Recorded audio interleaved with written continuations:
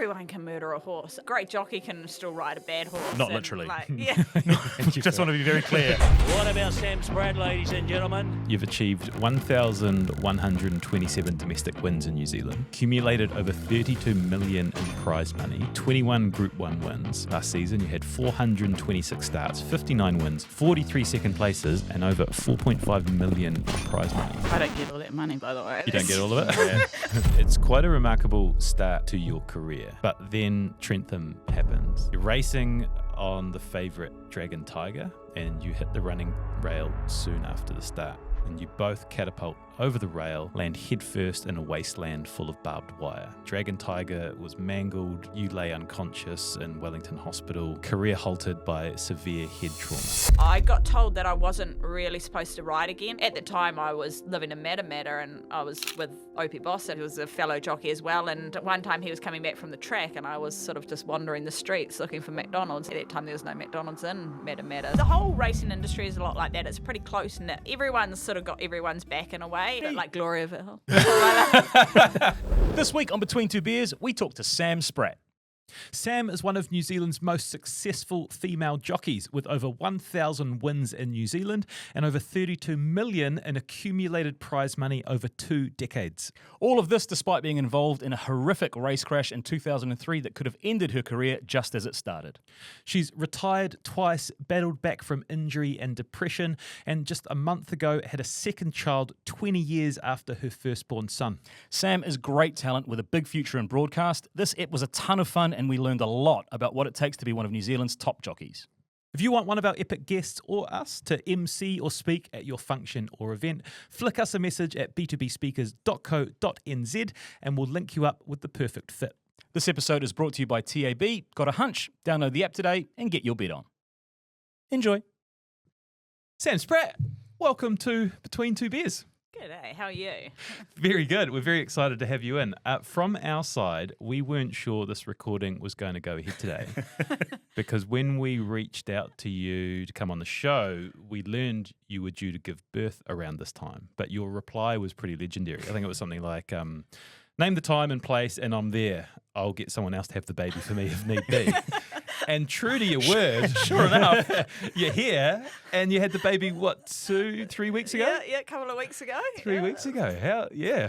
Pop them out and get back into That's it. Yeah. And grandparents on the they were back on the buggy, and they were a little unsure going up and down the B2B studio, but I think they're okay. They're getting a little bit older now, so with my son, I had him 20 years ago, so there's a bit of a gap, but they were a little bit more agile back then, but no. So good. But no, they're good. So no, I said they're retired, so I said I've got a job for you to do today.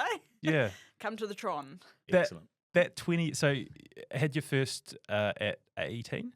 Yeah, 20. 20? Yeah, just turned 20. And that's Cody, Yes. who's now 20. Yes, yeah. Obviously. Yeah. And Good math. The math adds up. And now you're going back into the trenches. Yeah, pretty much. So talk to me about being a new mum again. Yeah, no, it's good. Yeah, like a lot of it, I almost feel like it's a first time, but at the same time, certain things I'm like, you just do probably the first time you're a little bit more unsure, but no, it's pretty good. He was dragged around everywhere as well, so my kids have to be put up with a lot, but nah, she's been really good. So it's been been back at the track the last week as well, so I've been riding in the mornings, so yeah, palm her off. Was that the timeline you were expecting to get back on a horse? I didn't really have a sort of exact timeline. I just sort of thought I'd see how it went, and yeah, after like a week or so, I felt all right, and I thought, why not? So, yeah, my midwife was a bit shocked. She was like, really? She's like, your pelvis is going to still be sore. I was like, my pelvis is fine. Yeah, nice. I'm like Elvis. What haven't had an Elvis the Pelvis reference in a long, long time, and it's a good one.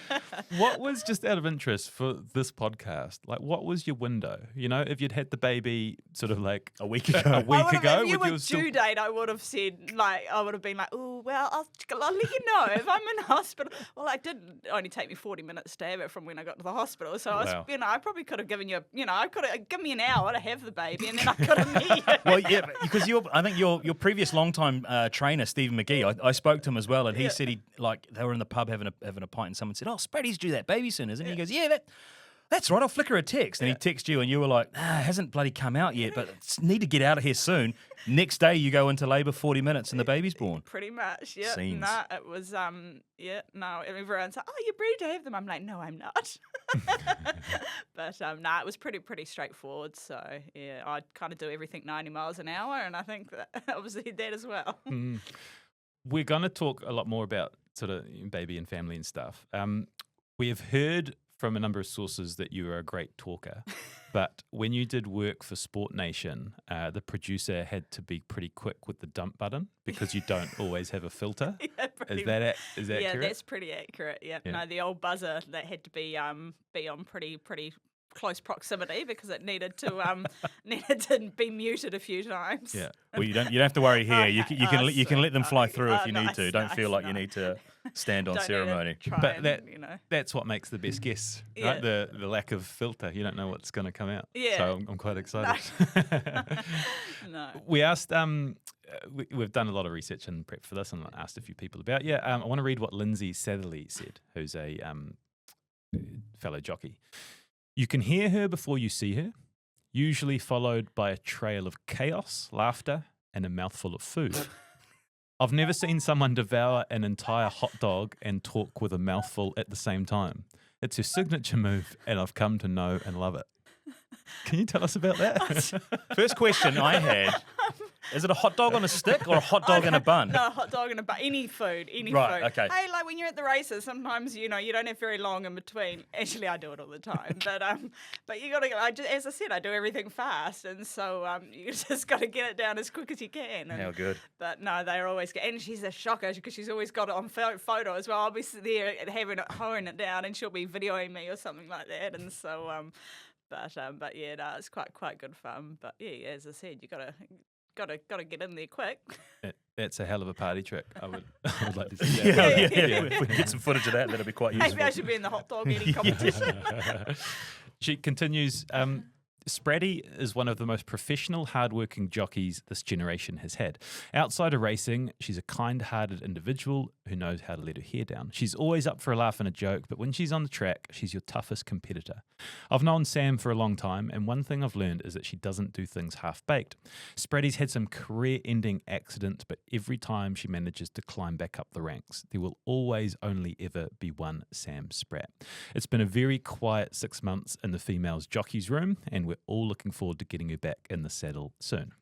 Oh, isn't that nice? Yeah. Just about bringing maternal tear to my eye. Nearly, not quite. Not yeah. quite. But as we've heard, you are back in the saddle, right? Yes. Is it 4 a.m. track rides or what are we talking? No, I don't start. Well, so it kind of varies really. I try to go around feeds and everything like that.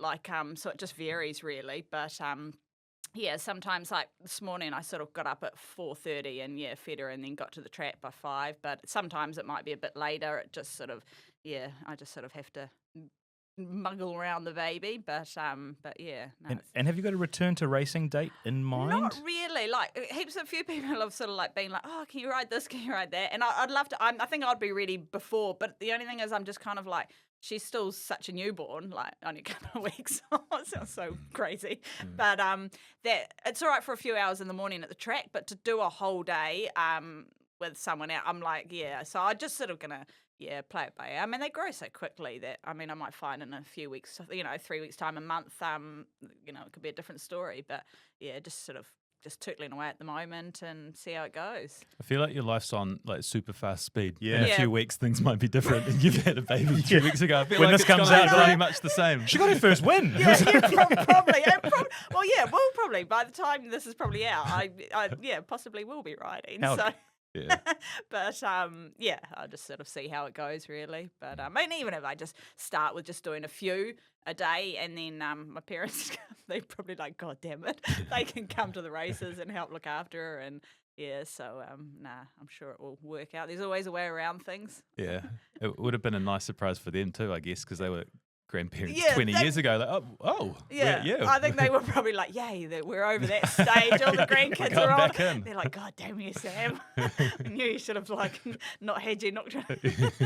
But they like it, I think. All right, I want to get into some of the numbers. So you've achieved 1,127 domestic wins in New Zealand, accumulated over 32 million in prize money, 21 Group 1 wins, and you're still going as strong as ever. So before you stepped away to have a baby last season, you had 426 starts, 59 wins, 43 second places, and over 4.5 million in prize money.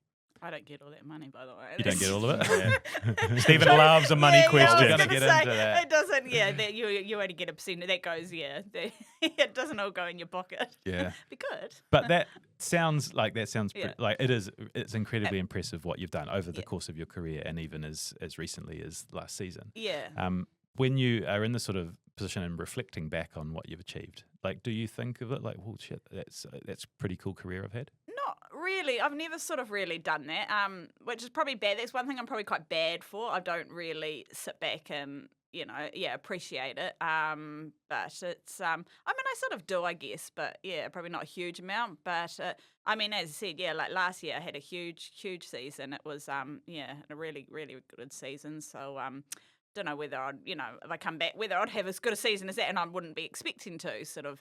But it was, it was definitely one way to have a season, that's for sure. And the baby I was 4 months pregnant and still riding Group 1, so yeah. So not that I didn't tell anyone because I don't think you're supposed to be riding at 4 months pregnant, but There you go. yeah. Yeah, that's one of your friends said that. Like, I was not sure what to do with that information. Heart was in my mouth almost every race, right? Because Yes. it's Yeah. high risk, Yeah. as we'll find out as we progress through this conversation. It's a high risk, high octane industry. Oh gosh, yeah. Like one, as I said, she knew, and there was actually a horse fell in front, and a horse had, fell, and then I went over the top of it and almost went down as well, and just managed to hang on. And she was right next door to me, and she's like, "Sam," she's like, "You gotta stop!" And I'm like, "I should be right." Because we're not racing aficionados. We've dipped our toe in the water a little bit with Lance O'Sullivan, but the realities of being a jockey are fascinating to me because in my mind, I'm thinking my nearest comparison is like a rugby or rugby league athlete and thinking, oh, yeah, you race on a Saturday and then you race on the following Saturday. But the reality couldn't be further from the truth. I mean, between 400 and 600 races a year or a season that you're in the saddle for, is that right? Yeah, and I'm, to be fair, not one to, I don't really travel a huge amount either. So, you could almost double it. I'm pretty sure there was someone that had almost around 1,000 or like over 1,000 rides in a year. Like, you can go down, you can pretty much ride every day if you really wanted to. There's races generally somewhere in New Zealand, everywhere. I tend to just stick up north, unless a horse is going down there or anything like that, I'll travel. But yeah, no, it's pretty full on. And it's not only the riding, it's the travelling as well. So it's sort of like, it's like I heard, I can't remember what team it was or something. They were playing one day and then they had to travel and play or do something the next day. And I was like, excuse me, we do that all the time. Like they were moaning about it and that. And it's like, so yeah, you're right. And you'll be going all day. And not only riding all day, but then you've probably not really eaten much. You've sweated. Oh, no, you can fit fit a hot dog in there real quick if you can. Fit the odd hot dog in, but yeah, and then you sort of like you've travelled somewhere, and then you might need to travel. You've driven up to Ruakaka, and then you might have to turn around and be down in Taupo the next day, and then somewhere else the next day, and so it's sort of the travelling can be quite a toll as well. It's pretty intense. Not only that, but the physical exertion of a full day racing. Do you employ things like recovery strategies afterwards to? Well, you almost don't really have time. Like, as I said, you don't get that week's rehab, and so you literally don't have time. Like, you sort of get back from the races and. Last thing you feel like doing is you know what I mean. You just want to go to bed, and then the next morning you're up and you're up and you might be in the bath the next morning, and you're back to it, and so it's sort of or at the track, or so you don't really get chance to sort of do that. I think the thing is on days that you do have off, is the recovery is maybe to just chill and and just relax. My family aren't in racing or anything, and so it's quite good. I can shut off from it. So I like when I go home, there's no racing. My partner loves a good punt, but but yeah. So it's sort of like quite good. That's a way for me to shut off, and I hunt, like horse hunt, quite a bit. And Yeah, that came up in the conversation, and I didn't know what that meant. Like, Yeah. I wasn't sure if you were hunting for a horse that you want to ride, or you were on a horse hunting, Hunting. or it was like a fox hunt, like Yeah. you see in the UK, where you dress up in the full Yes. stuff and you're out with the beagles and that. Yeah, yeah. Is it So beagles? yep. No, beagles. They're hounds actually. Yeah, sorry. And yes, so that's it. But we don't obviously chase foxes. We chase hares. But and it's all very like. The hounds, they're not the fastest things in the world. I always say to them, we need to cross them with a bit of greyhound, get a bit of speed in this, because you sort of see the hare go flying across a paddock, and then the hounds are like tooting along after it, about from 20 paddocks behind. But yeah, no, it's great fun, and then you sort of follow them. It's more the social thing. It's great social. Take your hip flask and have a few ports and. Yeah, it's pretty good. One of the other things which was interesting, and was Lindsay made reference to it about the jockey, the female jockey's tent. But like you must spend a lot of time with your fellow competitors on a race day as well.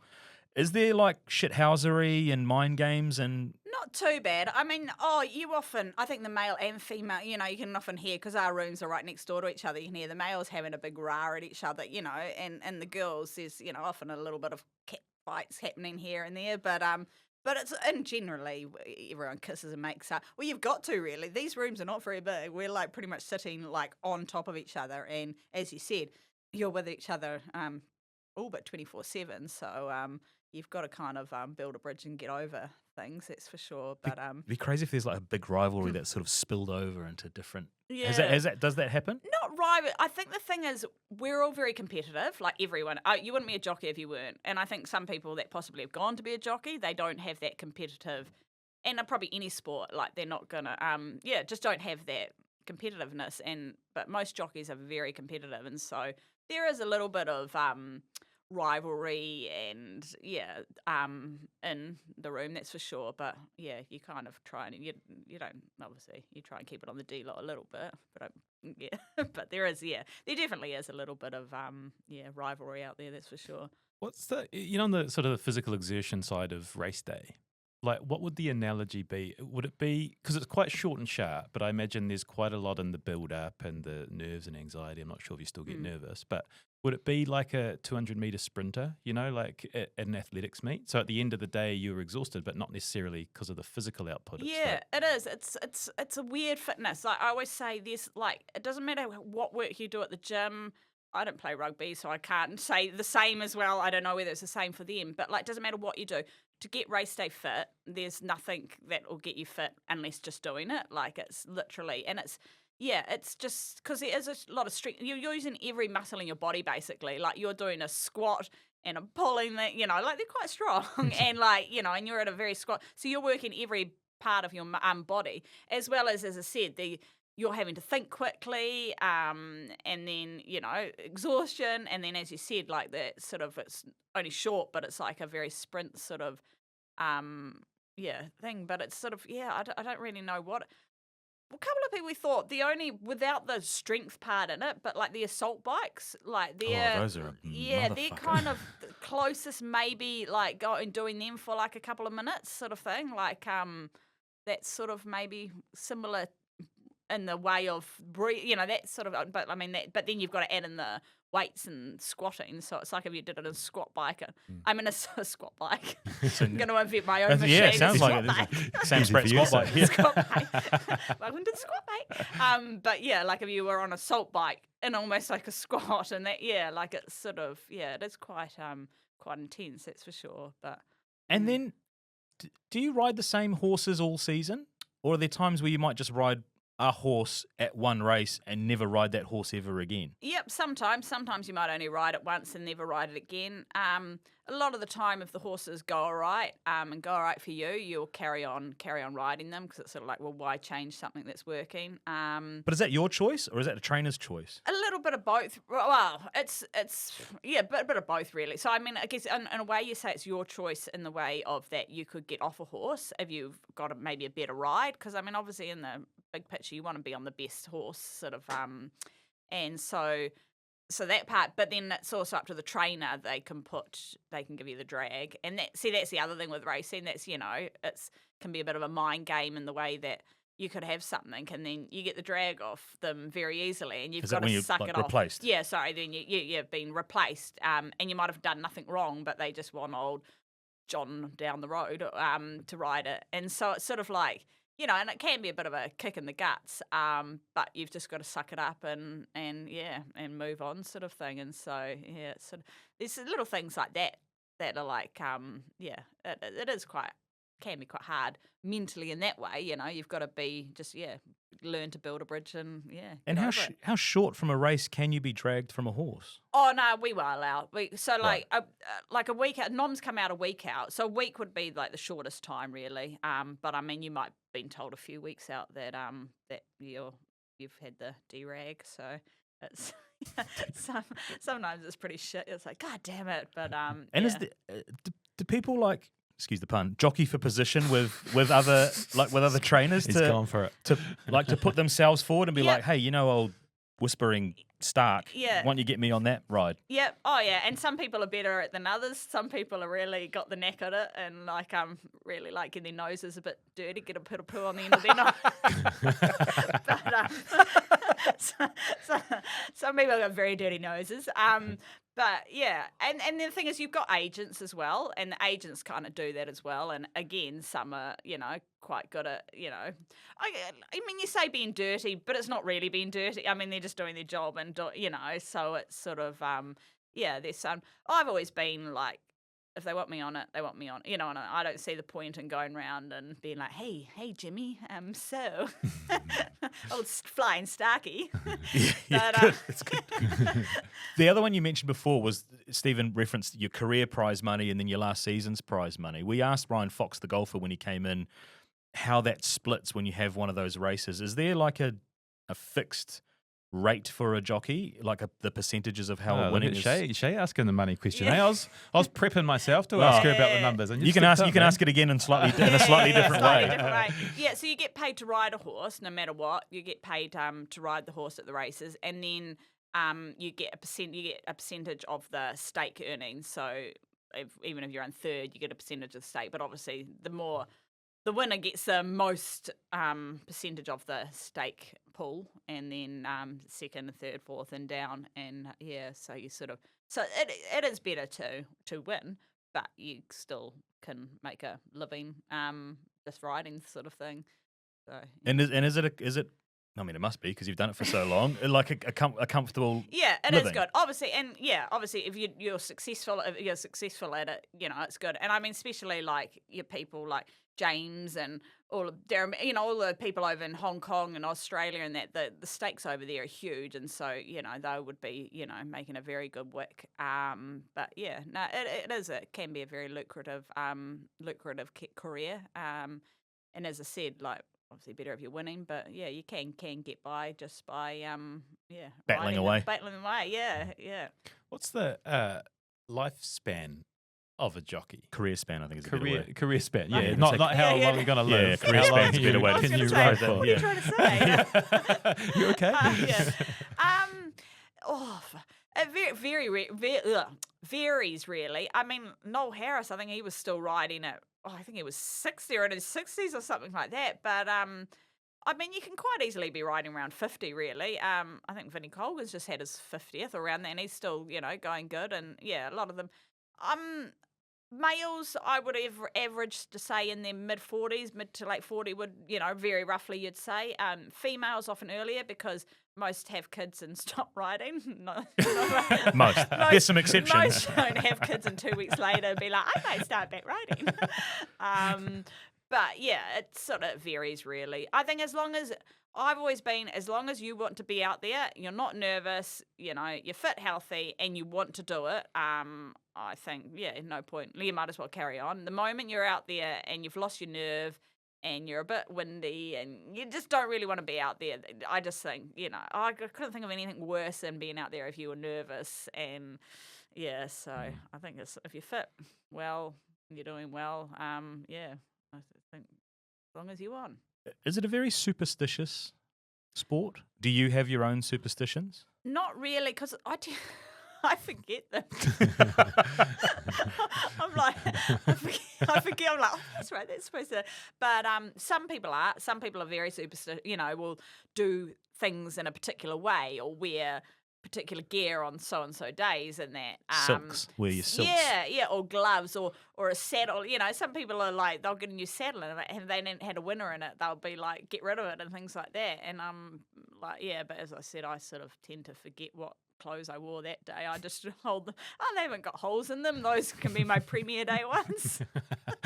So if you don't have super suit, you can't blame anyone. No. Yeah. We're gonna talk about some of the big injuries soon, 2003 and what happened early in your career. But over your career, like how many bones have you broken, and what is the injury toll been on your full body? Not too bad. Yeah, I don't know. I mean, I've sort of broken like collarbones and ribs and hands, arms, legs. You know, sort of. You say it as if it's normal. Yeah, but some of them weren't really well, they're breaks. I mean, they're all bone like, breaks. yeah, they're bone breaks, but it's like they're not. You know, like they're only minor ones. Like so yeah, like I broke my hand, but I rode. Like, Yeah, it was a great. Well, it was when Hastings Carnival was on. It was really huge down there, and yeah, I broke my hand. Leading up to it, and I had a really good chance, and I was like, yeah, I ain't gonna not ride, so just taped it up. It was quite sore getting on and off and getting the reins, but once you had a hold of the reins, it was all right. So Yeah, like most professional athletes, you probably always perform with some form of injury. Is that fair to say? Yeah. You're never at 100%. Nah, I've got dungy hips that I was supposed to get I operated don't think that's on. a medical term. I'm no expert, but I don't. Oh, no. But yeah, Maybe that's what you've got. I've got dungy hips You've had too. dungy hips for ages.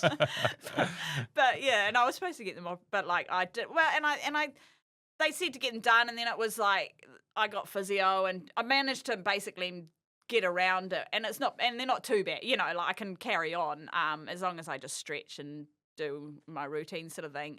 They're sweet, and so, but yeah, like things like that. It's a niggle that you've got there, but it's as I said, it's not too bad. You can get through it. So yeah. I'm gonna take us back to the start because I'd heard that like you're from a horse family, from what I've heard, and that you kind of made a decision in your teenage years that you wanted to be a jockey, and you sort of talked to your mum about it, and she said no. And then you said no, and then you locked yourself away in the bedroom for 2 weeks and didn't come out, and she realised that, no, okay, she's serious about this. I don't know, I literally locked myself away. But like, yeah, I went to the track because my brother was at university and he went down just to earn a bit of money before before uni in the morning, and I just kind of tagged along because I was like, oh, that's pretty cool. I'll go real fast, and I did, and a guy, Colin Gillings and Richard Yule, they approached me and said, oh, obviously saw I was small and, was sort of I was quite a gutsy little rider, and, said to me, oh, you're going to do an apprenticeship? And I sort of was like, I didn't know, but then I said to Mum, and she was like, no. Well, at the time, we knew nothing about racing, and the only publicity is basically the bad publicity, and so she would hear all these bad things about it, and she was like, hell no. But then when she spoke to Colin Gillings and he actually explained to her the ins and outs, you do an apprenticeship, you can make a career out of it, yada yada. She said she allowed me to do it because at that time I was only 15, but she said you've got to finish school to at least you're 16. But I did homeschooling because I was obviously going to the track. So basically, I didn't finish school till I was. So basically, I stopped when I was 15. Yeah. I didn't do much homeschooling, but yeah. And then I signed on when I was 16, and did it. But it's sort of it's been pretty good. Were there role models? Were there female jockeys that you looked up to at the time to think I could follow this path? Not really, because I, as I said, I literally knew nothing about racing, absolutely nothing. I mean, I thought you took your own, so I did the shows and that, and you used to take your horse to the shows and compete them.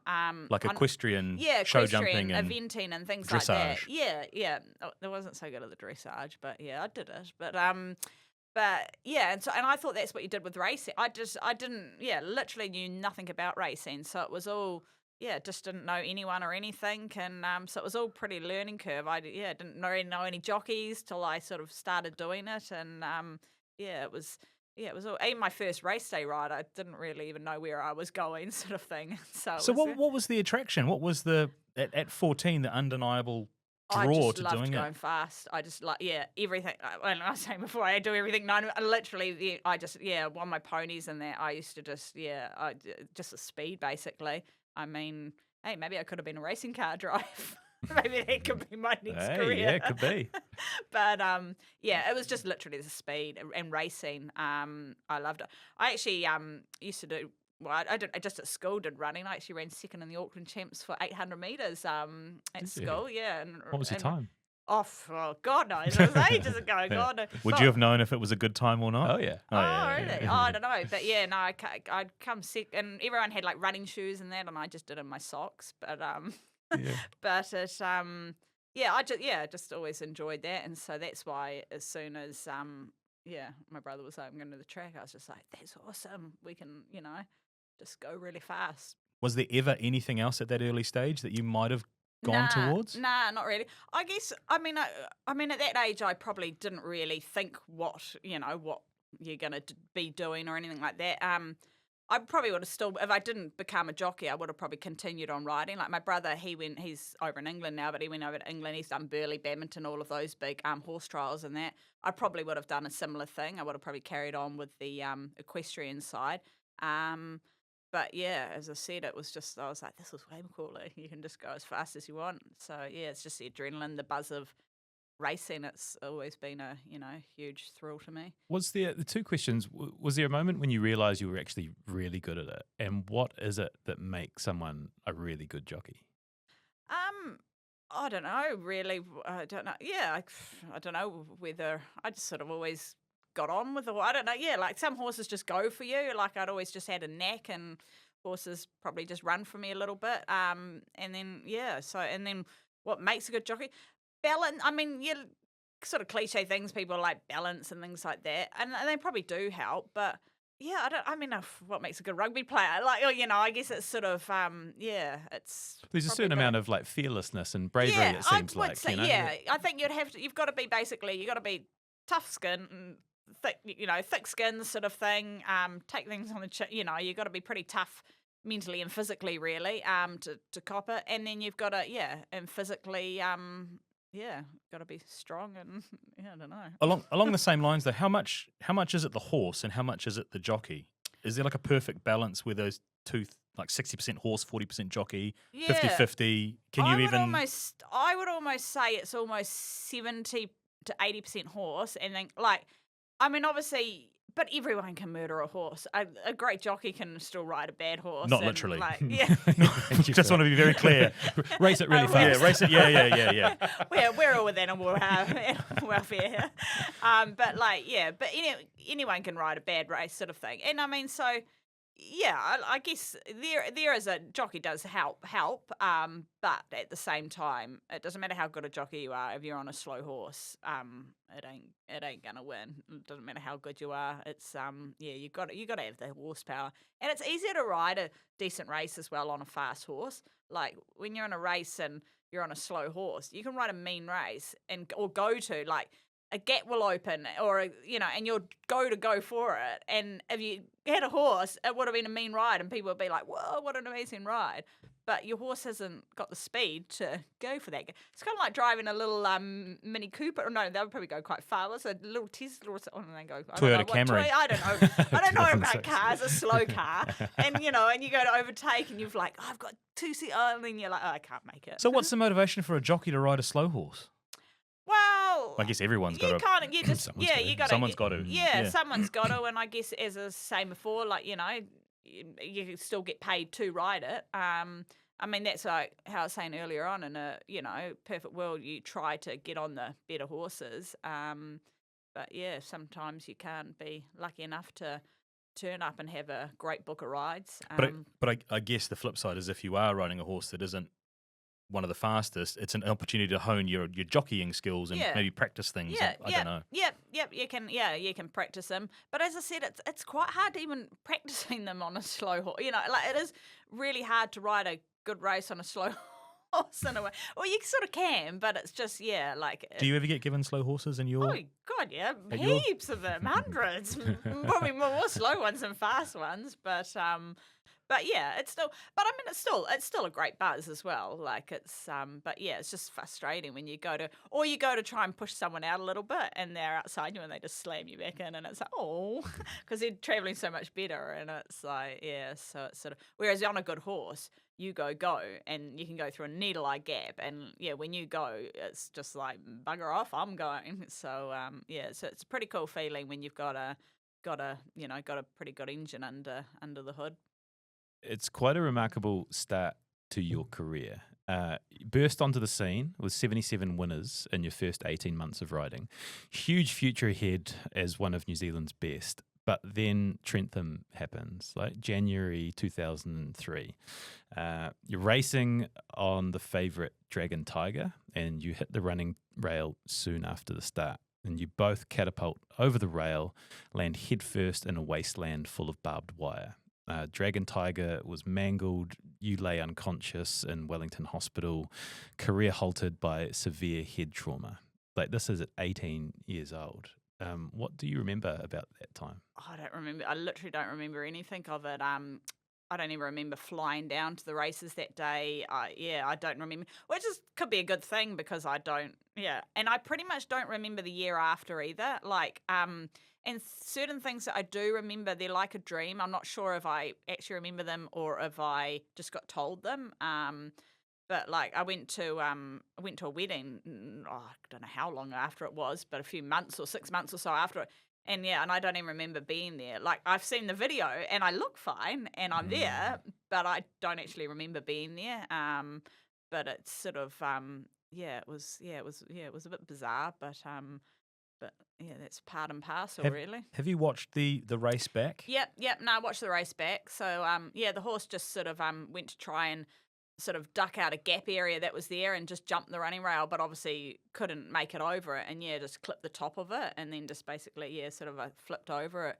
And like back then, I think it was a wooden rail, so it wouldn't break. Whereas nowadays, the rails just collapse down. So I suppose if a horse goes through it just basically, it might look impressive, all the rail everywhere, but they're all just clipped together. Or they all just basically fly apart. So it's but back then you'd race around a wooden post and rail that they don't give too well.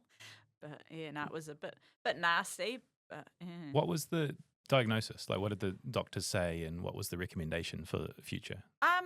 So I had basically a bleed on the brain, and I got told that I wasn't really supposed to ride again. I think I went to a couple of neurologists, and they said, no, we're not clearing you, not giving you a clearance. And then a little while later, I went back to one, and he was sort of like, all right, because I had like waited longer. I think before it was just too early. They weren't happy to give me the all go. But it and I think I'd broken some bones. But as I said, I didn't even know that they were broken. It wasn't until in the hospital, Mum's like, her arm and that are like really black, and they took me away to get X-rayed, and sure enough, they were broken. Yeah. But no, I think it was probably. I mean, it was all right for me. I was asleep. But How long were you in hospital? I was in Wellington Hospital. I don't know. It could have been a few days. It might have been a week, and then I had to get transferred up to Auckland Hospital. But a car and a helicopter would have taken too long, and an aeroplane was too high a pressure or something. So I actually got my own little private plane to fly me back up there. But then when I was supposed to stay in there, and then I think go to the rehab place. But when I got up to Auckland, I don't know if it was a trauma of the flight or everything, but it just sent me a bit cuckoo, and I kept trying to run away. And, I kept trying to escape out of the hospital. They were finding me in the wrong wards and things like that. And so they ended up saying, look, she ain't going to get right here sort of thing. We can't tie her to the bed. They said as long as someone's with you all the time, we'll let her go home. But even when I went home, at the time I was living in Matamata, and I was with Opie Boss, and I was a fellow jockey as well. And like one time he was coming back from the track, and I was sort of just wandering the streets looking for McDonald's. And at that time there was no McDonald's in Matamata, so that was sort of like, I think that's why they were like, someone had to be with you all the time. I was just a little bit weird. You joked before about sort of not remembering superstitions and things. Is that related? Like, is there memory loss related to that? I've got a terrible memory, so whether it is that or whether I just would have a terrible memory, I don't know. But I do have a shocking memory. So I don't know whether it is from that. I say it is. But I think it would probably have a lot to do with it. That it's sort of got a bit of a filter, and I think I've sort of got better, but like especially the first number of years afterward, I would get very tired, and then would get shocking headaches, and I mean even now, like I find I do, I've just got to, and if I get tired, I kind of go in I wouldn't say a trance, but like it's like I can't concentrate, like I sort of. Yeah, you know when you're tired and you're almost like daydream, or you kind of switch. It's kind of like that in a way, and so I've just got to really, and especially like race days and that's why I just got to really make sure that I don't get tired or don't. Yeah, I've just got to monitor it, sort of thing. Like not that it's not a problem, but I just can't get tired. Well, we've heard how excited you were to get into the industry and going fast, etc. So when you're confronted with the news that you might not be able to continue that career, how did you process that? Yeah, I think because I was a little bit doolally that I I didn't actually really I think I was actually all right with it because as I said, I don't think I was right. I mean, I went back riding to start with, and the first day, like my bosses, Colin and Richard, they set me up, and I think I had a couple of winners on my first day back riding. And in competitive racing? Yeah, in competitive racing. And I left the race course, or I don't think I left the race course. I think I had to come and get, because I was crying over something. You know what I mean? Like I just was not right. And like little things I would like snap at. Like my boss, he was quite a hard man, and he would tell you off if you didn't gallop a horse right in that, which, you sort of would cop that. But like one day I got off and I was like, well, you ride it then, you old cunt. And like, and I wouldn't, and then got in the car and stormed, and I would generally never do that. And like, just certain things I was, a little bit, So how soon did you say you were back on the horse after? I think I tried maybe a year or so after. I think I tried, but I only lasted a couple of weeks. And as I said, I was like, just wasn't right. And you know what the scary part is? I don't actually even remember going back riding then. Like, Really? as I said, like I literally don't remember that part of me, right? Like when I went back for that, I literally don't remember it. Like, and as I said, bits I sort of remember, I'm like, I'm not sure if someone just told me that. Yeah. But I think that's the thing with head injuries, and that you are fine, like you seem fine and you think you're fine, but you're kind of not. Like, well, I wasn't, but it's sort of, and that was a bizarre thing. But it was crazy. And so, and I suffered real bad. I got real bad depression from it, which is quite common from a head injury to suffer with it. And so that was that wasn't great, but I sort of once mum picked up on it actually, and managed to get on some medication and that, and it came right pretty quickly. But I don't know the timeline on this, but did you get kicked by a horse? Yes, that was around that? I can't remember what time that was, but that was around one of the times I was coming back. I think it was actually that. I reckon it was actually that when I come back for those couple of weeks or so, just before I was gonna come back riding, I was feeding up, and the day before the races, I got kicked and ruptured my spleen, and I was sort of like, well, that wasn't someone telling you shouldn't ride, you know what I mean? And so obviously that put me back a few weeks. Did you end up in intensive care? Yeah. A few weeks. I was out for a few days after that. But Like, that's quite hard out. Because I've only ever seen video of horses kicking someone. Yeah. And it was always a thing when you were a kid, like, don't walk behind a horse because if it kicks you, you'll die. Yeah. Yeah. No, but it's sort of like it got me, and I was like, oh, and I like went on, and I just felt real winded, and I was just Yeah, like, no shit. and I was just like, oh, and I'm just real winded, and then I was like, I'll just sit in the truck, 'cause we were feeding up some grass, and like on the back of a truck, and I was like this was Richard Yule, my other boss, and I was like, I'll just go sit in the truck, and I was like sitting there, and it still wasn't, I still felt winded, and then I was like, I'll just go have a lie down. So I went back to the girls' little room, the little house, and to have a lie down, and then a little while later, one of them came in and they're like, Sam, if you're still lying down, something's wrong. And I was like, thank God, because by that time, because I was obviously bleeding inside, and so by that time, I don't know, apparently if you're bleeding inside, you get real bad shoulder tip. It felt like someone was stabbing my shoulder, and I couldn't breathe. And and I was like, I can't breathe. And I'm like, and so he took me to the A&E, and they scanned or did whatever they had to do to me, sort of thing. So and then I was back in the ambulance. This is a crazy part of your life, right? So 18, you get the head trauma, and then you come back and you get the spleen kicked by the horse, and then you're with Opie and you get married, and then you have a baby, and you've got depression, and you're thinking about coming back to racing, and then you're retiring, like all in the span of like 2 years. Yeah, it was, I had a great like teenage year. You know, most sort of 18, 19, 20-year-olds are just living their life. I got robbed.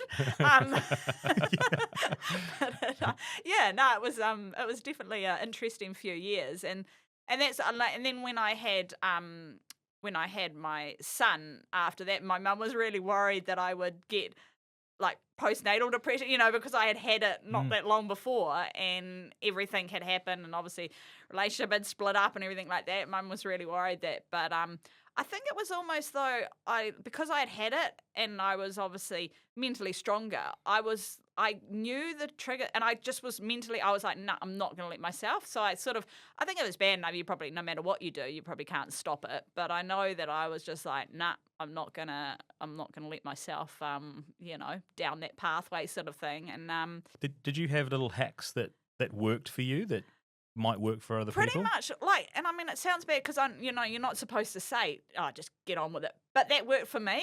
So it was literally, I would just sort of say, I just literally was hard on myself, and that kind of worked for me. To basically be like, nah, snap out of it, life's sweet, everything like that. And I think as well, having my son, he was like, almost he helped me through it in a weird way. Like, even though it was hard and he had shocking colic, like I was lucky if I got 2 hours sleep a night sort of thing. But I was always like before I'd had not suicide thoughts, but just like I never thought about doing it, but I thought I wasn't scared of death. Like, so I was sort of like, if I had a car accident or something, I didn't care, so it was sort of like I never was like, I want to try and, but it, like whether it would have led to that if I didn't get treatment. But it's sort of like, but then with him, I was like, nah, I would never leave him. I would never want to leave him without a mother sort of thing. And so I think that's almost having him in a weird way helped me through it sort of thing because, I was just like, nah, I would, he needs me. And I, so it's sort of, it was kind of, like in a weird way, it was good that I had him. Have you spoken to him about any of this? Not really. He, I don't think, not really. I probably should really, but he's shit to talk to anyway. He can just listen to this. He'll just listen to this and he'll... Pretty much, he'll probably be like, oh yeah, whatever. He wouldn't even know when I'm at the races or anything. When you're in this like difficult mindset, depressed and all that's going on, is the pressure on race day, like, does that become unmanageable? Like, nah, not really. I think because, as I said, because I still love it, like the moment I probably don't love it, that's where it probably would be. But because I love it, and I actually almost love pressure, like that's like going back and like saying how I put pressure on myself to just almost be snap out of it. I actually love pressure and I thrive under pressure. Like the more pressure I actually find, the better for me. And so... like it doesn't really, like I love that feeling of like a big race and like there's pressure on in there. I love that. Like I thrive off that. And so, I find that actually, being quite good in a weird way. It's, I found that quite helpful really. Was it a draw to come back to racing that eventually got you back in the saddle after that kind of those difficult periods? Yeah, I was riding because I was training a few. We had a few horses and I was training a few. And I think when I was doing that, I just never even thought of coming back. Like when they said, nah, and I stopped riding, I just never really thought of coming back riding. I just put it in I'm not a jockey anymore sort of thing. And I was training a few. And I had a bit of luck and it was great thrill. It's almost a bigger thrill training a winner than it is riding a winner, I guess, because you do all the work with the horse and that. And, and then it wasn't until... that's right. I'd broken up with Opie and I had broken up and I'd moved back up to Pukekohe and I was taking my horse to the track and my old boss was there and he wrote me into riding a few work and that. And then everyone was like to me, oh, you're going to come back riding? When are you coming back riding sort of thing? And and after a while I just sort of thought, and I said to my old boss, I said, what do you reckon? Like everyone's saying, and do you reckon I should? And he said, yeah, why not? He's like, if you feel like it and want to.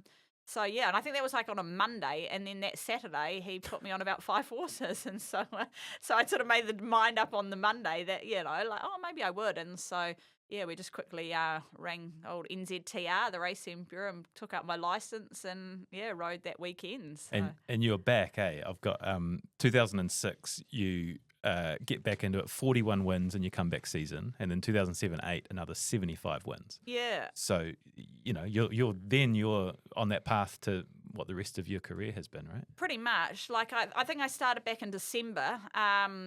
I think it was about end of December-ish I started back, and then I even had my first Group 1 win in April, I think it was. So a few months late. Yeah, Tiaraha, and that was sort of, I mean, this guy. creepy. Have you been like stalking? It's not the first time. It was a good run. I remember it well. Yeah. But and that was, like only a few months, 3 months or so after I'd sort of come back. And then, from then, I mean, I was lucky that I had, Richard Yule, my old boss, and then who I'd re-sign it, because obviously I was still an apprentice at that time. I had to finish my apprenticeship. Yeah, how long is an apprenticeship? Is it a fixed? 4 years, yeah, Right. yeah.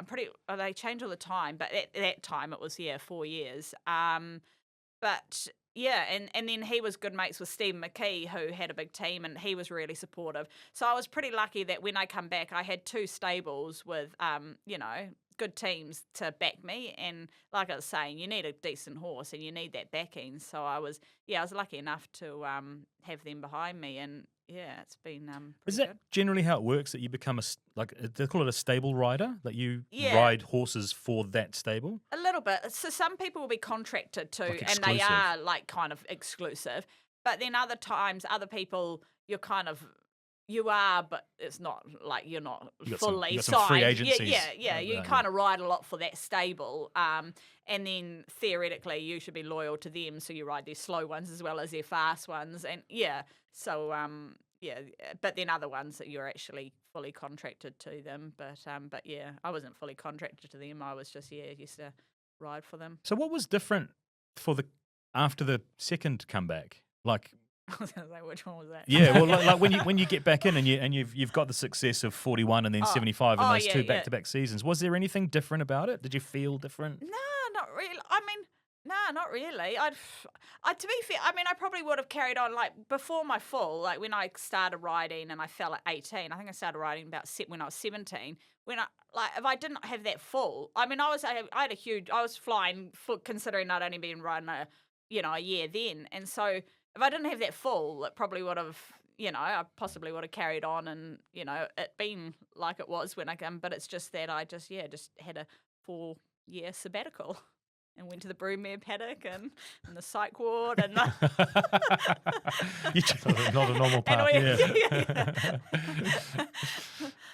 Did you actually go to the cycle? Yeah, no, I just I wasn't sure. I probably should have. Maybe you might not know. Yeah. Other people probably would beg to differ that I should have been there. So that 2008-09 season, so last year of your apprenticeship, I think, you post a career best 112 wins, led the premiership for much of the season, only to go down by 13 wins to another rookie, James McDonald. So for anyone who doesn't follow horse racing closely, J-Mac, widely regarded as the best jockey in the world right now. He grew up in New Zealand, quickly became a star apprentice before moving to Australia. Career has just gone to another level.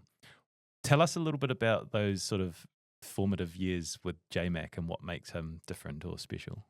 Yeah, well, so like when I come back the second time, he had obviously just started out sort of thing. So like in a way did my apprenticeship around the same time as him, even though I was sort of older. But yeah, he just always he was always just had a really knack for riding. He was a brilliant rider. He was good with the horses, and and it was just sort of it's carried on. But it was pretty cool. Like at the time, I think for the jock nowadays they have at the awards they have a premiership winner. That's the amount of wins you have, and a jockey of the year. But back then it was just a jockey of the year, and I reckon I was robbed. But because he won the premiership, but I had won all the other I'd won the most stakes group. I think I'd like about 7 Group 1s that year, and blah blah blah blah. So I was like, oh, I've got jockey of the year, and then I was like, God damn you! But at least it was him that I went down to. At least now I can say. Down to the But greatest. Was there any predictor in those rookie years that he would go on to do the things that he's doing now? Yeah, there was always everyone could see that. I mean, you can't predict that. You know, you can't say exactly, but there was always, you know, he was going to be pretty decent rider. That's for sure. He was, as I said, pretty good, pretty level-headed. Yeah, he always had signs that he was going to go on. That's for sure. You've used that term "knack for riding." What is that? What is it? Can you describe what that really means? Just easy, like, you know, it just comes easy. You just do it pretty easily. Yeah, as I said, just got good balance, good way with the horses, good hand, good head. Like, just, yeah, you just sort of got away with it. So yeah, he's just. And then for us that aren't in racing, how big is what he's doing now on a world stage? Do we kind of understand the level that he's competing at? I don't think so, because New Zealand isn't huge. You know, we haven't got a huge racing following. You know, it's not like Australia and is over there. So I don't think we kind of really understand the significance. But it's huge. Like, it's absolutely huge. Like, it's sort of the All Blacks when they were winning the World Cup and winning everything, basically. Like, yeah, it's huge. But we just, I don't think we sort of we don't follow racing or have a clue about racing as much as other places do in New Zealand.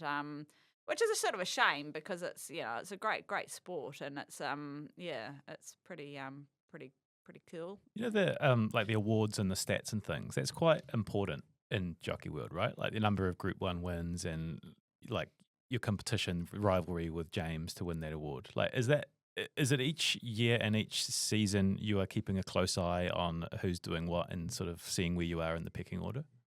Some do, yeah. Some would really, and I guess if you were really wanting to go for the premiership, you would do. You would sort of really, keep an eye out of what people are doing, and then you've almost got to, as well, if they're travelling quite a bit, you've got to then start travelling, because they're obviously riding, you know. But it's but then others, I've sort of tend not to. I couldn't care less what everyone else is doing. Like, it's just, I'm doing what I'm doing. So, it doesn't sort of really worry me too much. But the legacy piece isn't as important. It's more like, this is a great way to make a living. I love what I'm doing. It's fun. Pretty much. And I'm like, it's like the Nick saying you're only as good as the last horse you rode. And it kind of is true. Like, what's been's been, you know, like, it's like last summer, I had a huge summer. I'm not going to carry on living on that. Like, oh yeah, so I had like whatever 24-25 season. There was talk you were going to win the premiership last summer. Exactly. And but it was funny, actually, because I knew I was pregnant then, and like, everyone was like, oh yeah, this, and are you going to go for it? And friends and that were like, should we back you in the? And I'm like, yeah, no, don't. I was like, no, trust me, don't. I knew obviously I was going to be stopping in a few months' time. Yeah. But yeah. That James McDonald Sam Spratt rivalry in 2008-2009 is an interesting one, because horse racing is one of the few sports where men and women operate on essentially equal footing, right? You're in the same races, the same stakes. But is there any key difference between a male jockey and a female jockey, aside from the obvious? They're carrying a little bit. Although, actually, no, I won't go into the parts and pieces. We're going to use the weight thing? Yeah, no, I was going to say they're carrying a little bit more weight, but then I was like, no, we're going to carry a bit more top weight. Weighs out. Do you personally have to worry about race weight? Not too bad. A little bit. Like, just got to watch it. Like, you know, just got to maintain it. But yeah, not too bad. One hot dog, a meat. Here we are after talking. Hey, I don't have hot dogs all the time. And generally it's because I probably wouldn't have eaten, and then I would have had my light ones, and I would have been like, oh, yes. But yeah. But no, not really. So, I mean, people sort of say, oh, males are stronger riders and that, which... It's not every, like, a lot of females are actually stronger riders than the males. So, like physically stronger, or like just stronger, sort of all over. So maybe they can hold them and push them harder, ride them out. And I mean, yeah, some females probably aren't the strongest riders, but then they've kind of got that female touch. Like, horses sort of just run for them. Like, so horses can be funny. They can just run for not riding them very hard. You know, they just love to run, and others do need a stronger ride. But, like, yeah, so there's some horses that are female horses. Females are a bit softer and they're nicer, so often those fragile ones can be a bit of a girl's horse.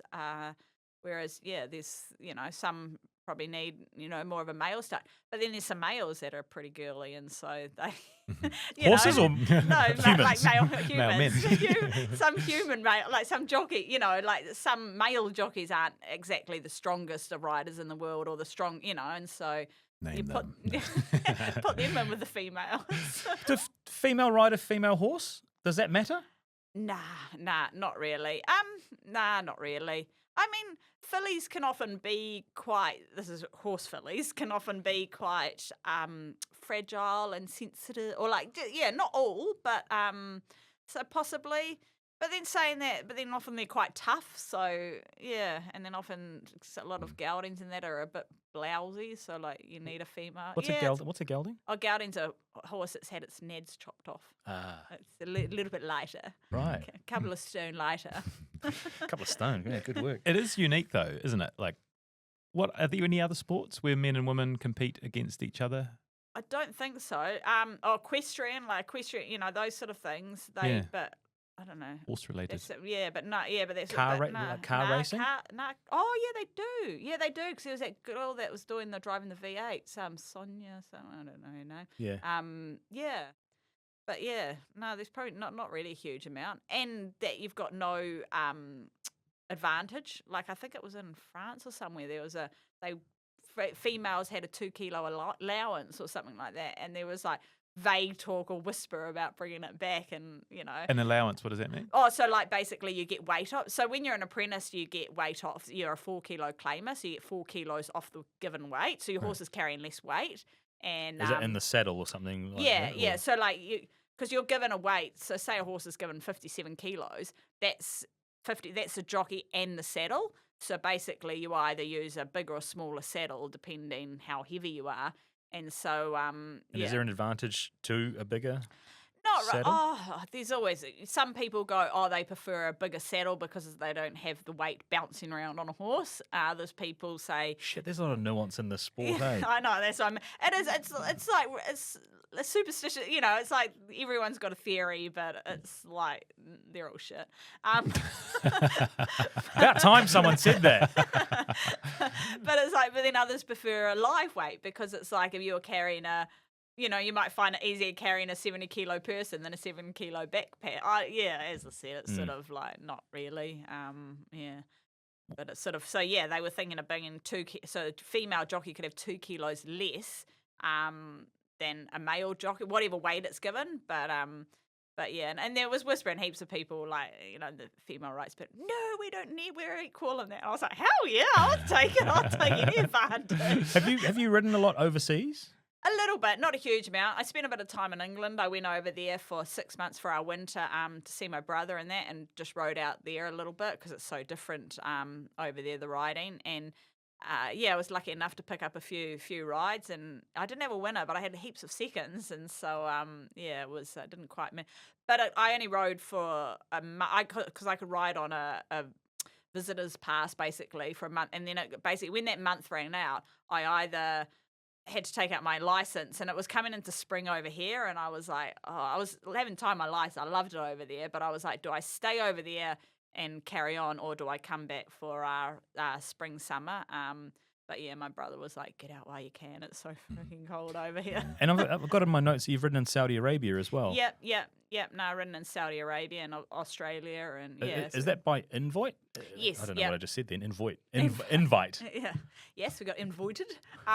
Yes. Yep. No, every year I think it's around about January-ish time or February. They take a female over, and they have the International Jockeys series over there, and that was really cool. It was quite an eye opener. Even just being over there was quite an eye opener. I think it's got better every year. They're wanting to get more and more Europeanized and more normal. I think when I went, wasn't the first year, but it was earlier on, and so it was quite quite different. That's for sure. Just one female in the race, did you say? No, they had female from Australia, New Zealand. There was quite a few. So I think they had about. And then they invited males as well. So they had, I think, the similar amount of females to males. And you compete. And I think you had about 4 races. And and it was it was pretty cool. It was pretty different. But yeah, as I said, even just being over there was was pretty unique, that's for sure. Heard it from a few industry experts that you're in that conversation of the greatest, female jockeys that New Zealand's had, and there's Danielle Johnson and Sam Collard and Lisa Allpress and a few others. Is there quite a strong sort of like community around? Like, do you guys knowledge share, and do you like socialize and hang out? Are you guys tight? Yeah, somewhat like, so the ones that live down sort of Matamata, Cambridge way, most people probably live down there in a way. They would, because they're in the same town. I guess you'd go out for dinner, you'd socialise. I live obviously up in Auckland, Pukekohe. I still go out, catch up with them quite a bit, but obviously not as much as the others down there. But yeah, you do still. I mean, as I said, you're pretty much, you're with each other so often that it's sort of like, yeah, it is. It's literally like a big family, really. Yeah, and it's pretty cool. Like the whole racing industry is a lot like that. It's a pretty close knit industry that everyone's sort of got everyone's back in a way. And so it's quite yeah, it is quite a close knit community. Is there It's a any? bit like Gloriaville.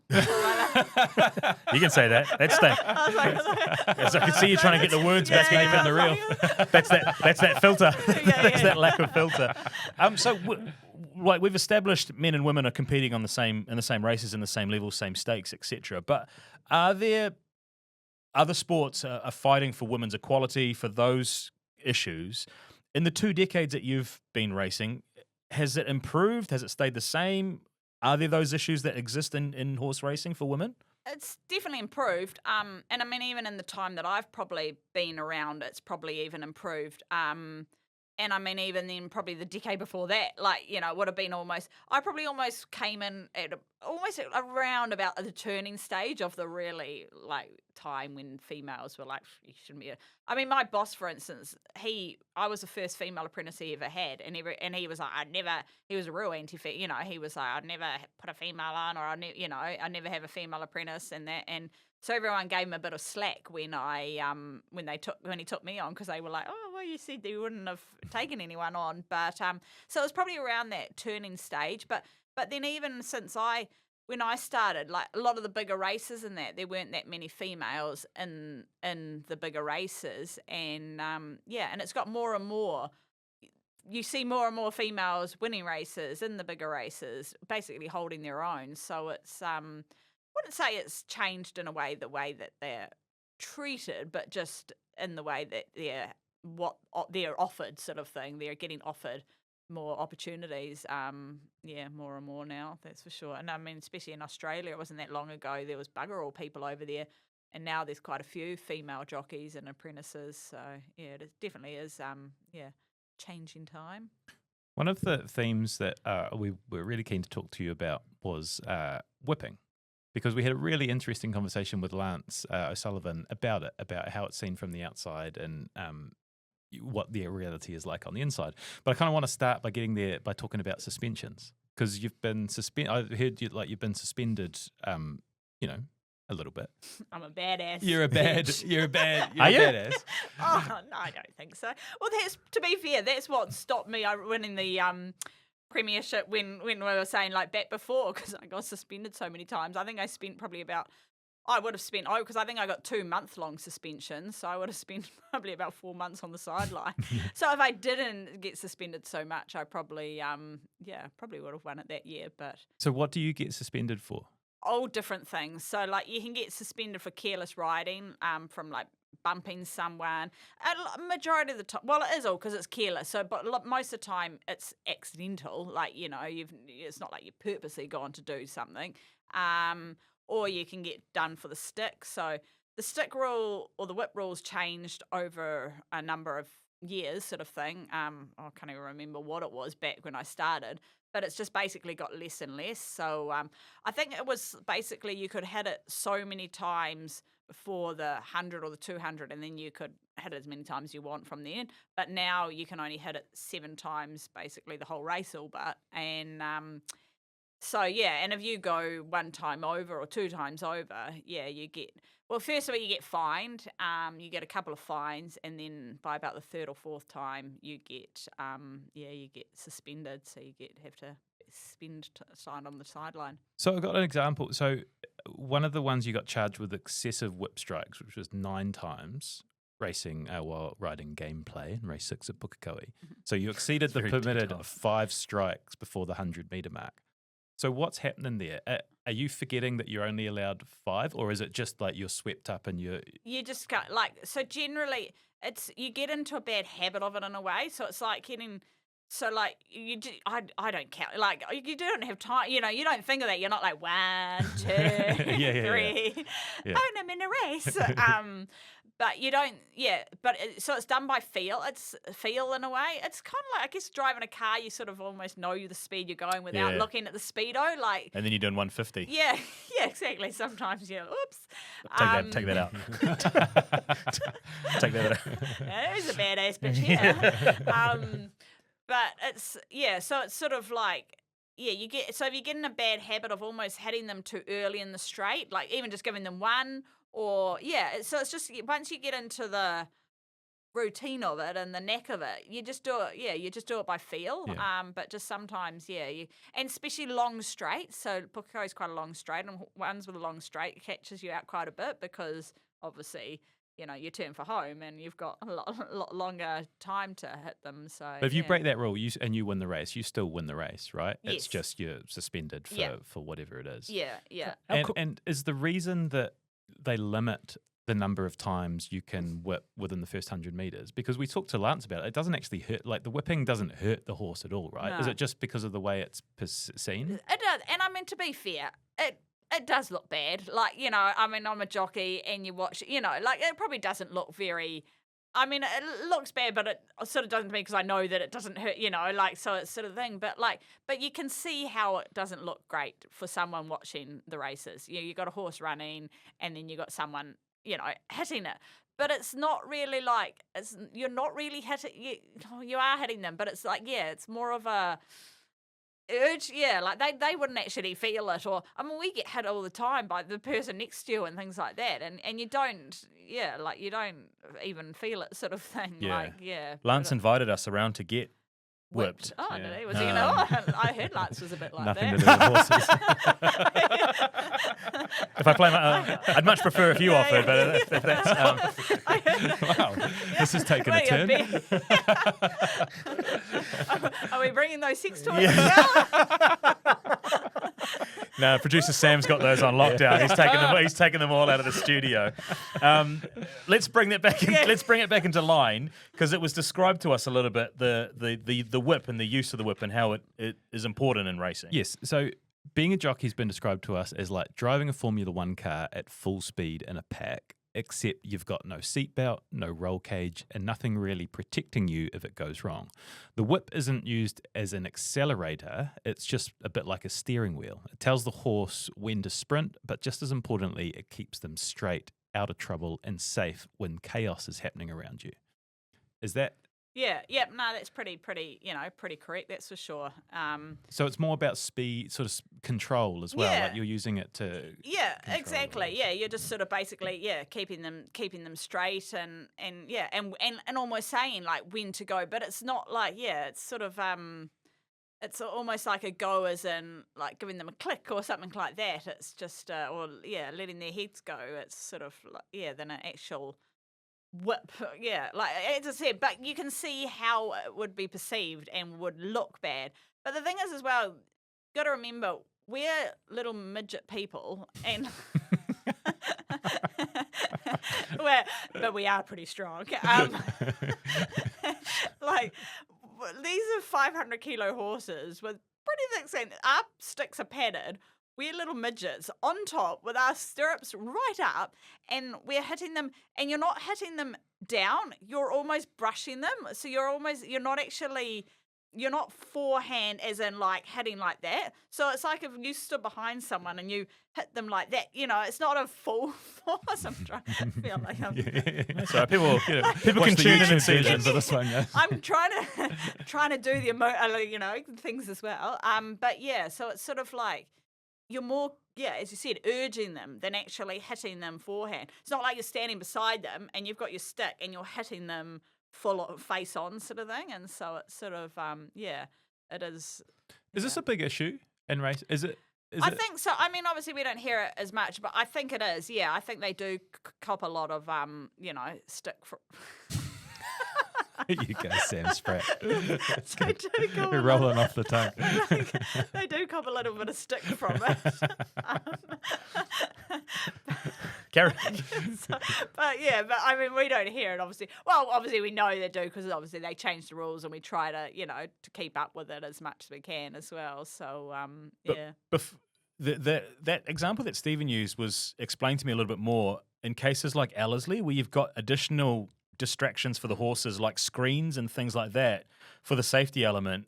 It was described that like sometimes horses can run diagonally, like away from the flashing Yeah. screen and stuff. So Yeah. the whip is used to almost to realign and straighten them. But that's why you'll see jockeys change their stick over in that. So you'll have a horse that might be running out or something like that, and they'll actually take their stick over to the other hand and give them a couple on that side, and it almost, as you said, helps to push them back over.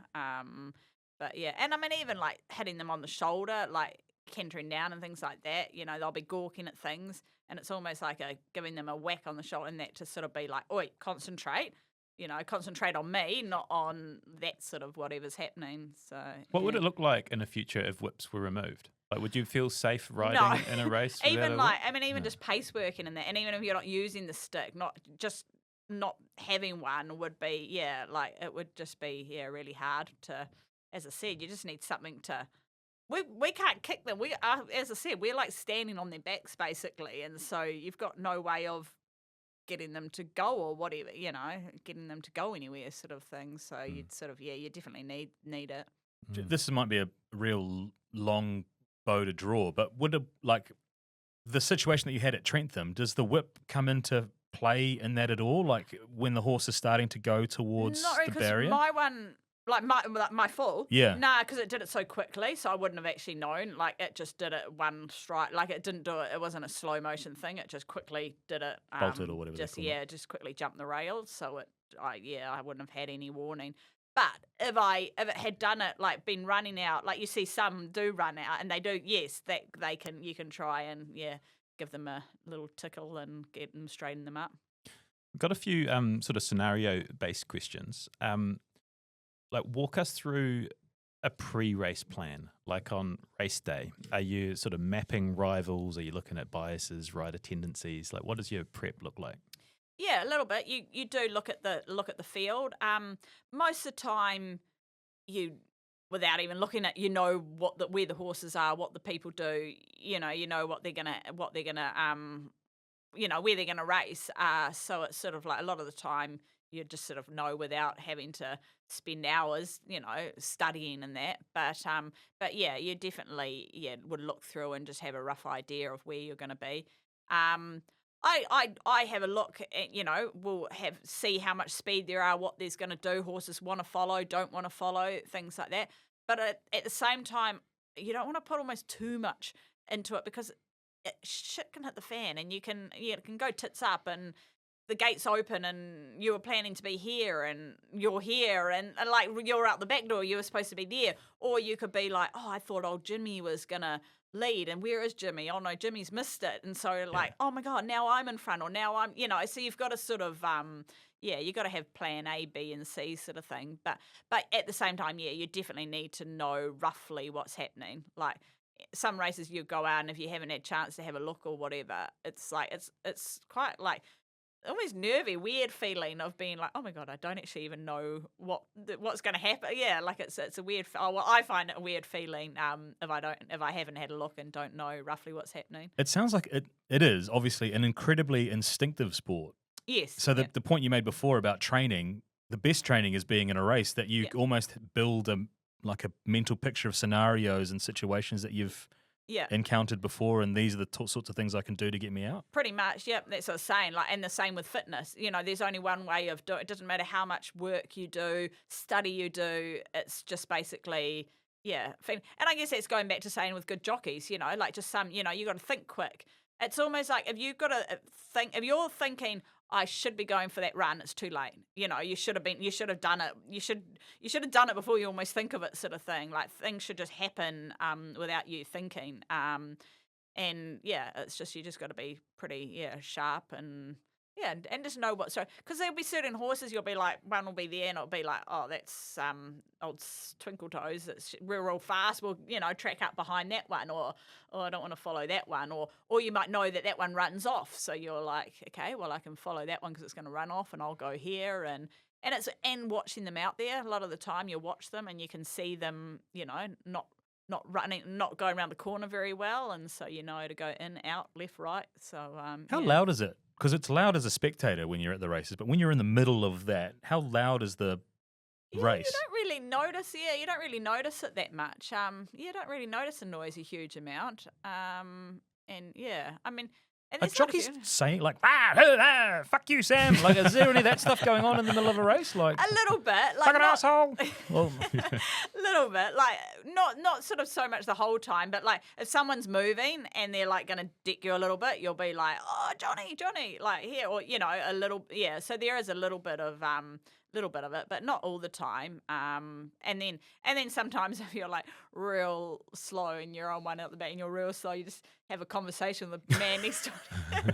So what are you going to have for dinner tonight? No, you don't do that. So what does it look? You big race, and you win, Group 1 winner.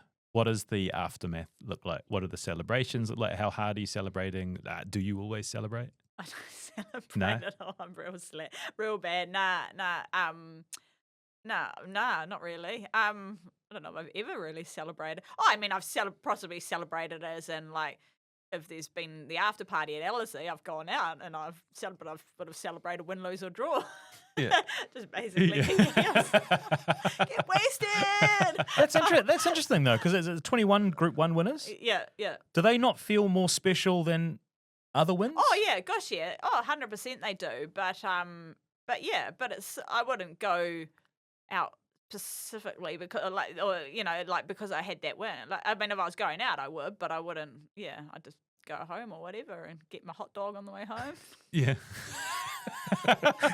Shovel it in and have a few conversations. Have my hot dog and carry on. So what's in terms of like standout horses? Have you got a most talented horse that you've been on? Obviously, a horse. I used to ride Mufasa. I had 8 or 9 Group 1. 8 Group 1s was it? Here we go. Walking dictionary here. I had 8 Group 1s on him. I think he would, obviously would have to be a standout. At the time, I had only recently come back riding and probably didn't realise the significance of that at the time. Like I think everyone was like, whoa, what a horse, and I was like, yeah, it's good. I'll have another 20 of them, But like now to realise to win 8 Group 1s on a horse, like, to win 2 or 3 is huge. So it's, like it's pretty significant to have won, 8 on him. The last time you rode Mufasa, did you know it was the last time? That's a good question. Far out. I can't remember. I couldn't tell you that. I couldn't even tell you the last time I rode him. What happens to? I can't answer that. Quite possibly. I don't know. Yeah, like how does that situation break know. up when you've got an incredible When he retired, combination? yeah, I don't know. I don't know whether it was like, right, this is going to be his last run, or whether, I can't remember. Yeah, no, I can't Do remember. you keep a bond with a horse like Mufasa after they finish racing? Yeah, a little bit. Like I've obviously gone and seen him and things like that. He's out at the Archers, who are the owners, and I've ridden him that thing. But I mean, not a huge amount. No, probably don't. Yeah, I don't go and have cups of tea and feed it some hay. They smoke some grass. Well, maybe you do. That'd be a good afternoon.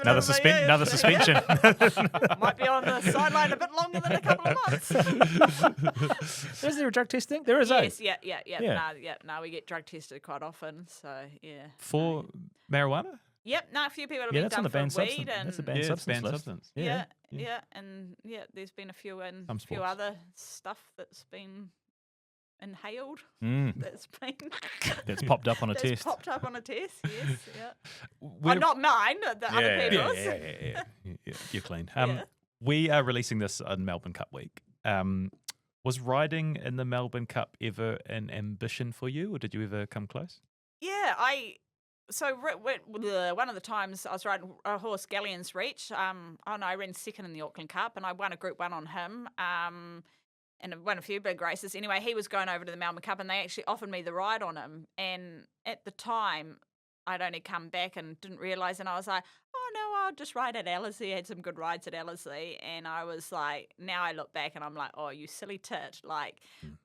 Like to have just even been like, I think he finished midfield as well, like just to have been a ridden in the Melbourne Cup. But I just didn't realise, I just don't know what I was thinking. Like now I'm like, why wouldn't you have done that? But Is it a possibility in your future now, or does it depend on the horse? It probably depends.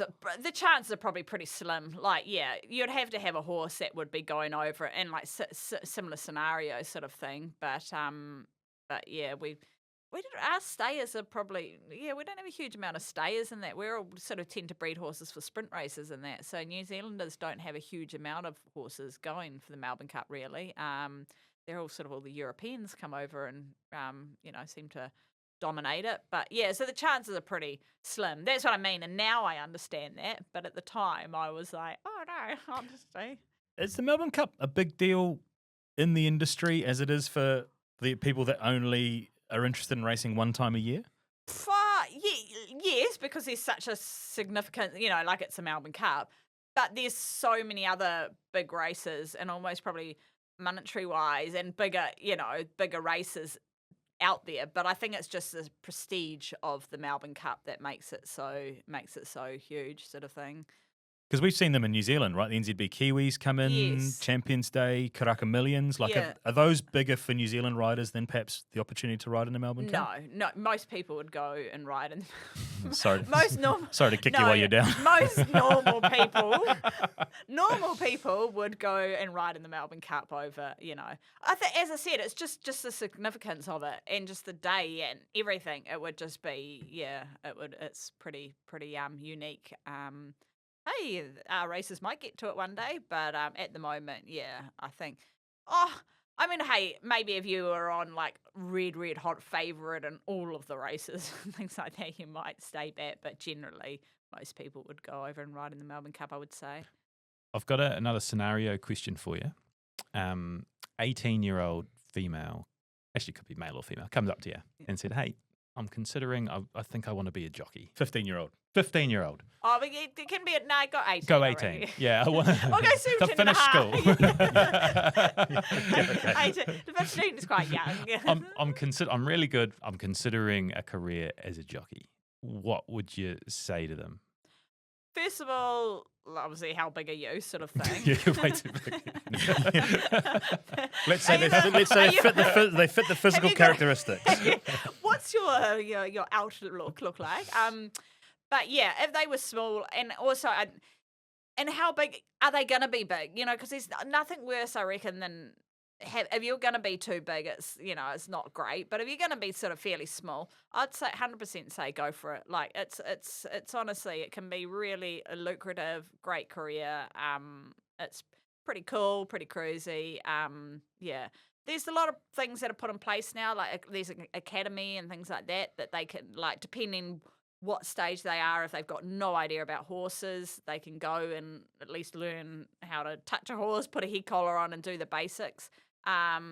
Otherwise, if you've had a bit to do with a horse and can ride, you go to a stable and you start riding work. But I'd say it's a lot of hard work. Don't expect things to happen overnight. A lot of grit, it can take years. You can't expect to become famous and this all happen overnight. Yeah, you got to just basically grit it out. But yeah, and it's pretty long hours, hard work, especially your apprenticeship. But then once you come out of your apprenticeship, as I said, you're self-employed, you're your own boss. It's pretty cruisy. What about you looking back? Would you do 20-year career? Would you do anything differently? Are you happy with just the... Well, you'd ride the Melbourne Cup, obviously. Ride the Melbourne Cup. I wouldn't get married. I wouldn't fall off. Not really. Like, I mean, obviously, as I said, that sort of 3 years period or so around there. I mean, it'd be good if that didn't, wasn't there, sort of thing, like the fall and everything. But that's part and parcel, and that's what what makes you stronger, makes you whatever that's Yeah, saying. whatever. Fall down, get back up, Yeah. something about that. Well, I didn't ask it at the time, but did you have any trepidation about returning on to a horse when you rode, or even going back to Trentham? No, none at all. I think I've pretty much been riding since I was 2. I was born on a horse, just basically. Always had a love for them, always been fearless on them. So it's sort of, I've never really had a, fear of a horse, basically. It's never worried me, that side of things. So as I said, that would be, the moment I start feeling windy in that, the moment I'll be like, yeah, nah, this ain't for me. Because, it'd be horrible trying to ride if you were nervous, that's for sure. And I referenced it before, but Champions Day in the NZB Kiwi, like it looks as though the industry is going towards those mega events. Is that Yes. the future of horse racing, to get external interest in the sport? I think so. Yeah, definitely. It is definitely. And I think they're just trying to make it, like a Melbourne Cup day, like to be sort of, so that will be our Melbourne Cup day. That'll be our big day. And I think it will get there. Like, it's pretty cool. And I think, even Cracker Millions night, that's got bigger and bigger and bigger over the years. And it's an awesome night afterwards and everything like that. And I think, I think Champions Day and that'll over the number of years and I think it'll start enticing more people from Australia bringing their horses over as well for it. So no, it's pretty exciting. I think in a number of, again, it's not going to happen overnight, but in a number of years, I think it's gonna be pretty big. So. From your perspective, are those the sorts of races that you in the future would target to win towards as you come towards the end of your career? Yes and no, but you target to win anything. As I said, you're so competitive. A maiden race at Waipa, you want to win. You're just sort of so, I find I just, you just want to win any race sort of thing. It's, you want to go.